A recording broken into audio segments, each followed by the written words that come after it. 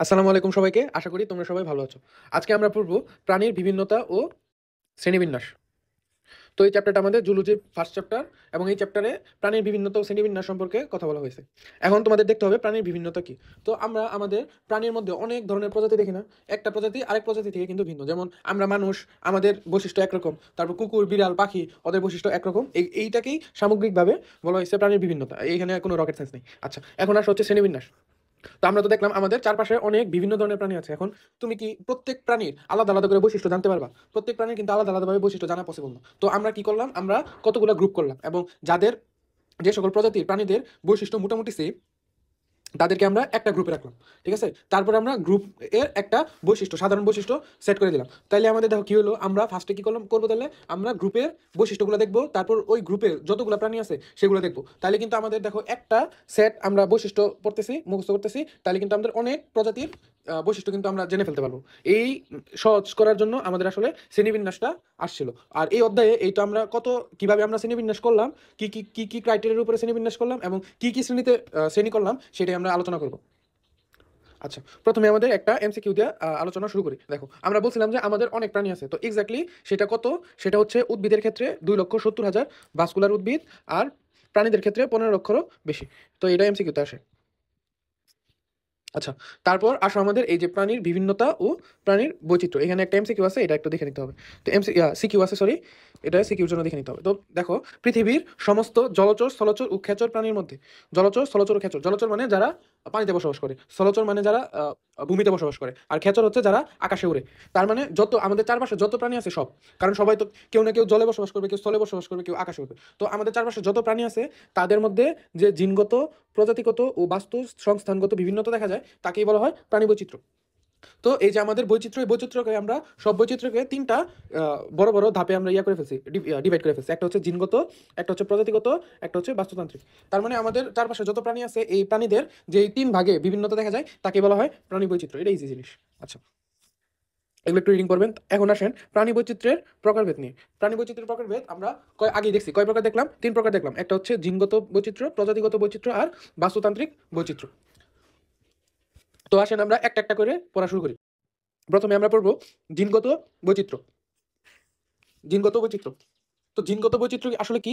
একই প্রজাতির দুই সদস্যদের মধ্যে যে জিনগত বৈচিত্র্য দেখা যায় সেটাকে বলা হয় জিনগত বৈচিত্র্য। যেমন ধরেন, আপনি আপনার ভাই বা দুজন মানুষের কথা ধরেন, দুজন মানুষের কিন্তু অন্যান্য মানে যত ক্রাইটেরিয়া আছে সব সেম। যেমন দুজনের দুইটা হাত আছে, দুইটা করে পা আছে, দুইটা করে চোখ আছে, একটা করে নাক আছে, এগুলো সেম। কিন্তু তাদের পার্থক্য কই?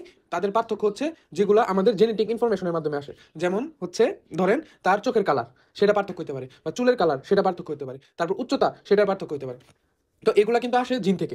যেমন ধরেন, আপনি যখন একটা বাচ্চা হয় তখন আপনি জানেন এই বাচ্চার দুইটা হাত হবে, দুইটা পা হবে, দুইটা চোখ হবে, একটা নাক হবে, এগুলো শিওর, এগুলো আপনি জানেন। কিন্তু জেনেটিক ইনফরমেশনের মাধ্যমে বাপ মা থেকে সন্তানে কি আসে, সে লম্বা হবে না খাটো হবে, তার চুলের কালার কেমন হবে, বা তার চুল স্ট্রেট হবে না কুকরান হবে, এগুলো তো এগুলো আসলে কে ডিটারমাইন করতেছে? জিনগুলো ডিটারমাইন করতেছে। এই জন্যই এই বৈচিত্র্য, এই ধরনের বৈচিত্র্যকে বলা হয় জিনগত বৈচিত্র্য। আচ্ছা,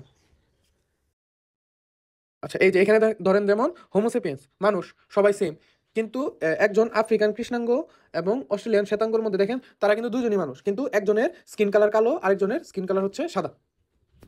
তো আমরা জিনগত বৈচিত্র্য বুঝলাম। ওকে, এখন আসেন এই যে আমাদের জিনগত বৈচিত্র্য, এটা অন্তঃপ্রজাতিক বৈচিত্র্য না আন্তঃপ্রজাতিক বৈচিত্র্য? এটা বোঝার জন্য ধরেন আপনাদের জেলায় একটা দৌড় প্রতিযোগিতা হবে এবং প্রত্যেক স্কুল থেকে একজন করে বা দুজন করে ভালো ভালো মানুষদের নিয়ে আসা হবে, ভালো ভালো অ্যাথলিটদের। তো এই জন্য ধরেন এটা আপনাদের জেলায় হচ্ছে দৌড় প্রতিযোগিতা হচ্ছে। তো আপনার স্কুল থেকে কারা যাবে এটা কিভাবে নির্ধারণ হবে? আপনার স্কুলে আরেকটা প্রতিযোগিতা হচ্ছে এবং ওই প্রতিযোগিতায় যারা জিতবে তারা এই বড় প্রতিযোগিতায় যাবে। তো এটা ধরেন শুধুমাত্র আপনার স্কুলের যে ছাত্ররা আছে তারা কম্পিট করবে। তো এটাকে বলা হয় ইন্ট্রা স্কুল কম্পিটিশন বা অন্ত স্কুল কম্পিটিশন। মানে আপনার স্কুলের ছাত্রছাত্রীরা শুধু করবে। তো এখান থেকে ধরেন দুইজন সিলেক্ট হলো, দুইজন সিলেক্ট হয়ে এই যে বড় জায়গায় গেল রেসে কম্পিট করতে। কিন্তু এইখানে দেখেন বিভিন্ন স্কুল থেকে এখানে আসতেছে না, বিভিন্ন স্কুলের ছাত্ররা কিন্তু এই বড় কম্পিটিশনে কম্পিট করবে। তো এখানে অনেকগুলো স্কুল আছে, একটা না। এই জন্য এটাকে বলা হয় inter school competition, inter school competition, বা এটাকে বলা আন্ত। তো ওই জায়গায় কিন্তু স্বরে অ ছিল, এই জায়গায় স্বরে আ, এটা মনে রাখতে হবে। আচ্ছা, তো তো এখন আসেন জেনেটিক ডাইভার্সিটির ক্ষেত্রে। তো এখানে কয়টা, একটা বৈচিত্র্যের দুইটা সদস্যদের মধ্যে হচ্ছে না পার্থক্য। তো এই জন্য এটাকে বলা হয় ইন্ট্রাস্পেসিফিক কিন্তু। ঠিক আছে, তাহলে আমাদের জিনগত বৈচিত্র্য আসলে কিরকম, এটা কিন্তু ইন্ট্রাস্পেসিফিক ডাইভার্সিটি।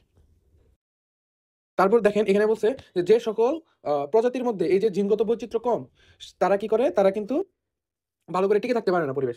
ঠিক আছে, ধরেন আপনার যে প্রজাতি, ওই প্রজাতির মধ্যে বৈচিত্র্য কম, তাহলে আপনি পৃথিবীতে টিকে থাকতে পারবেন না।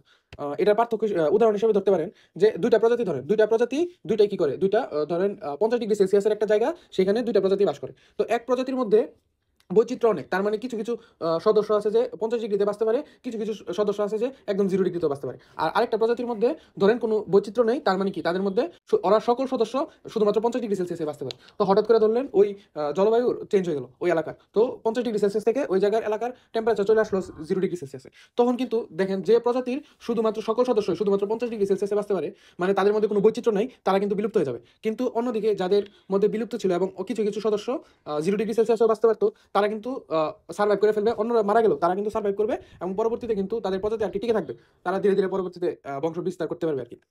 তো তার মানে কি দাঁড়ালো, জিনগত বৈচিত্র্য হচ্ছে সেই বৈচিত্র্য যেটা একটা প্রজাতির কি করে বাঁচবে, অভিযোজন ক্ষমতা নির্ধারণ করে। তো এটা আমাদের দেখতে হবে।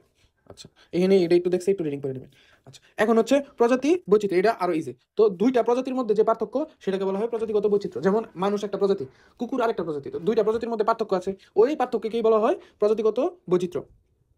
আচ্ছা, আর জীববৈচিত্র্যের মৌলিক ধাপ কি, প্রজাতিগত বৈচিত্র্য, এটা কিন্তু আমাদের পড়তে হবে। তো মাঝে মাঝে আমাদের মনে হয় কি যে জীববৈচিত্র্যের মৌলিক ধাপ মনে হয় জিনগত বৈচিত্র্য, এটা কিন্তু মাঝে মাঝে আমরা ভুল করি। তো এটা ভুল করা যাবে না, জীববৈচিত্র্যের মৌলিক ধাপ হচ্ছে আমাদের প্রজাতিগত বৈচিত্র্য। এখানে আর কিছু না, এখানে একটু জিনিস দেখতে হবে যে যে অঞ্চলে প্রজাতি বৈচিত্র্য বেশি, সে অঞ্চলকে সাধারণভাবে কি বলা হয়, জীববৈচিত্র্যের হটস্পট বলা হয়, জীববৈচিত্র্যের হটস্পট বলা হয়। তার মানে কি দেখেন, আহ, যে সব এলাকায় বিভিন্ন প্রজাতির প্রাণী একসাথে বাস করে তাদেরকে বলা হয় জীববৈচিত্র্যের হটস্পট। যেমন ধরেন আমরা যেখানে বসবাস করি, ওইখানে আমরা আশেপাশে কতগুলো প্রজাতি পাই, মানুষ দেখতে পাই, কুকুর, বিড়াল, ইঁদুর, বাকি কয়েকটা প্রজাতি দেখতে পাই, এগুলো আর বেশি না। আর গাছের মধ্যেও এত দেখতে পাই না, কিন্তু আপনি যখন সুন্দরবনে যান তখন কিন্তু অনেক ধরনের প্রজাতি আছে, অনেক ধরনের প্রাণী আছে, অনেক ধরনের গাছ আছে, তার মানে কি ওখানে প্রজাতির সংখ্যা বেশি। তো এরকম যেসব অঞ্চলে প্রজাতির সংখ্যা বেশি, সেগুলোকে কিন্তু বলা হয় জীববৈচিত্র্যের হটস্পট। আর এখান থেকে আরেকটা জিনিস দেখবেন যে আমাদের পৃথিবীতে জীববৈচিত্র্যের হটস্পট কয়টা, 25টা। এটা একটু দেখে রাখবেন। আচ্ছা, তো আমরা প্রজাতিগত বৈচিত্র্য দেখলাম, এত কঠিন না। তারপর আমরা দেখবো বাস্তুতান্ত্রিক বৈচিত্র্য, বা এই ইংলিশগুলো কিন্তু অবশ্যই পড়বেন, ঠিক আছে, ইংলিশগুলো পড়বেন, ইংলিশগুলো কিন্তু দিয়ে দেয়। আচ্ছা, এখন আমরা পড়বো বাস্তুতান্ত্রিক বৈচিত্র্য। এখন দেখেন, বাস্তুতান্ত্রিক বৈচিত্র্য মানে আমাদের আগে দেখতে হবে বাস্তুতন্ত্র কি। বাস্তুতন্ত্র হচ্ছে, মনে করেন একটা পরিবেশ, যেমন পানিতে যে প্রাণীগুলো থাকে তাদের একটা পরিবেশ আছে, আবার যারা পানির উপরে মানে আকাশে থাকে তাদের আরেকটা পরিবেশ আছে। তো এগুলাকে বলা হয় সাধারণত বাস্তুতন্ত্র। এখন বাস্তুতন্ত্রের যে প্রাণী আর মাটিতে যারা থাকে, স্থলচর, ওদের মধ্যে কিন্তু একটা বেসিক বৈশিষ্ট্য থাকে। যেমন ধরেন মানুষ মানুষ মানুষ কিভাবে শ্বাস গ্রহণ, মানুষ না, ধরেন স্থলের উপরে যারা আছে তাদের ক্ষেত্রে দেখবেন তারা সাধারণত কিভাবে শ্বাস প্রশ্বাস নেয়, ফুসফুসের মাধ্যমে, ঠিক আছে। কিন্তু মাছ বা যারা পানিতে থাকে তাদের বেশিরভাগই কি শ্বাস প্রশ্বাস কিভাবে নেয়, তারা কিন্তু ফুলকার মাধ্যমে নেয়। তো এটা কিন্তু কিসের জন্য এই বৈচিত্র্যটা তৈরি হয়েছে, এই বৈচিত্র্য কিন্তু তৈরি হয়েছে কে কোথায় থাকে এটার জন্য। তারপর ধরেন যারা আকাশে থাকে তাদের অবশ্যই কি থাকবে, তাদের অবশ্যই পাখা থাকবে, আর যারা স্থলচর বা জলচর তাদের পাখা থাকবে না। তো পরিবেশের ভিন্নতার জন্য এক একটা প্রাণীদের ভিন্ন ভিন্ন কি হয়, পার্থক্য তৈরি হয়। এটাকে বলা হয় বাস্তুতান্ত্রিক বৈচিত্র্য। বুঝছেন মনে হয়। আচ্ছা, আর বাস্তুতন্ত্র কি, এগুলো আমরা যেগুলো আছে এগুলো আমরা পরে পড়বো, অন্যান্য যে ফার্স্ট পেপারের চ্যাপ্টারে আছে, যে ফার্স্ট পেপারের লাস্ট চ্যাপ্টারে। আচ্ছা, এখানে আর কিছু নাই। তো মোটামুটি এখান থেকে তিনটা বৈচিত্র্যই আসে, এবং তিনটা বৈচিত্র্য কোন কোন জায়গায় কি কি বৈচিত্র্য এগুলো আসতে পারে। যেমন ধরেন দুইটা মানুষের কোয়েশ্চেন, তো আপনাদের এমসিকিউ এইভাবে আসবে যে একজন অস্ট্রেলিয়ান শ্বেতাঙ্গ আর আফ্রিকান কৃষ্ণাঙ্গ, তাদের মধ্যে কোন ধরনের বৈচিত্র্য আছে, জিনগত বৈচিত্র্য। তারপর বাঘ আর সিংহের মধ্যে কোন ধরনের বৈচিত্র্য আছে, সেটা হচ্ছে প্রজাতিগত বৈচিত্র্য। এরকম আর কি, এরকম ভাবে আসতে পারে। তারপর এখানে দেখেন এরিস্টটল কি করছে, এটা আমরা একটু দেখি। তো এখানে আমরা কিছু জনক সম্পর্কে আগে জানবো। তো ফার্স্টে জানতে হবে আমাদের, আহ, এখানে তো আছে যে প্রাণী বিদ্যার জনককে, প্রথমে দেখতে হবে প্রাণী বিজ্ঞানের জনক। তারপর আমাদের দেখতে হবে উদ্ভিদ বিজ্ঞানের জনক।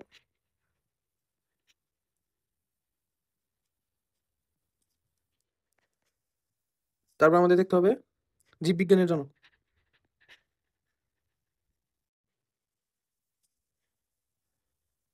আচ্ছা, আমাদের প্রাণী বিজ্ঞানের জনককে আমাদের এরিস্টটল সাহেব। উদ্ভিদ বিজ্ঞানের জনককে আমাদের থিওফ্রাস্টাস সাহেব। আর আমাদের জীববিজ্ঞানের জনককে সেই আমাদের এরিস্টটল সাহেব। তো এগুলো যাতে ভুল না হয়। আর আমাদের যে এরিস্টটল সাহেব, তিনি সর্বপ্রথম মনে করলেন যে শ্রেণীবিন্যাসের প্রয়োজন, ঠিক আছে? তো শ্রেণীবিন্যাসের জনককে, এটাও কিন্তু আমাদের এরিস্টটল সাহেব।